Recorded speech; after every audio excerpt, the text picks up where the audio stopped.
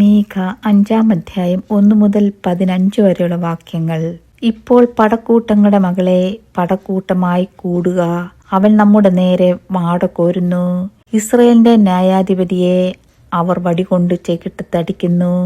നീയോ ബേത്ലഹേം എഫ്രാത്തേ, നീ യഹൂദാ സഹസ്രങ്ങളിൽ ചെറുതായിരുന്നാലും ഇസ്രായേലിന് അധിപതി ആയിരിക്കേണ്ടവൻ എനിക്ക് നിന്നിൽ നിന്ന് ഉത്ഭവിച്ചു വരും. അവന്റെ ഉത്ഭവം പണ്ടേയുള്ളതും പുരാതനമായതും തന്നെ. അതുകൊണ്ട് പ്രസവിക്കാനുള്ളവൾ പ്രസവിക്കുവോളം അവൻ അവരെ ഏൽപ്പിച്ചു കൊടുക്കും. അവന്റെ സഹോദരന്മാരിൽ ശേഷിപ്പുള്ളവർ ഇസ്രായേൽ മക്കളുടെ അടുക്കൽ മടങ്ങി വരും. എന്നാൽ അവൻ നിന്ന് യഹോവയുടെ ശക്തിയോടും തന്റെ ദൈവമായ യഹോവയുടെ നാമത്തിന്റെ മഹിമയോടും കൂടെ മേയ്ക്കും. അവർ നിർഭയമായി വസിക്കും. അവൻ അന്ന് ഭൂമിയുടെ അറ്റങ്ങളോളം മഹാനാകുമല്ലോ. അവൻ സമാധാനമാകും. അശൂർ നമ്മുടെ ദേശത്ത് വന്ന് നമ്മുടെ അരമനകളിൽ ചവിട്ടുമ്പോൾ നാം അവരുടെ നേരെ 7 ഇടയന്മാരെയും 8 മാനുഷപ്രഭുക്കന്മാരെയും നിർത്തും.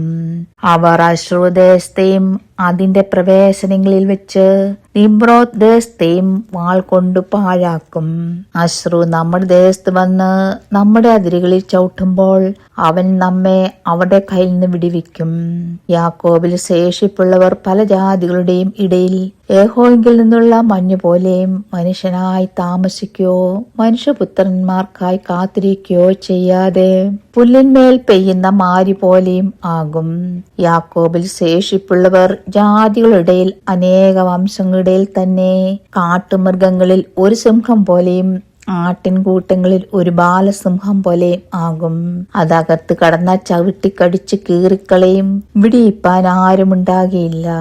നിന്റെ കൈ നിന്റെ വൈരികൾക്ക് മീതെ ഉയർന്നിരിക്കും. നിന്റെ സകല ശത്രുക്കളും ഛേദിക്കപ്പെടും. അന്നാളിൽ ഞാൻ നിന്റെ കുതിരകളെ നിന്റെ നടുവിൽ നിന്ന് ഛേദിച്ചു കളയും.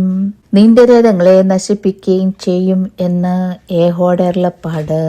ഞാൻ നിന്റെ ദേശത്തിലെ പട്ടണങ്ങളെ നശിപ്പിക്കുകയും നിന്റെ കോട്ടകളൊക്കെയും ഇടിച്ചു കളയുകയും ചെയ്യും.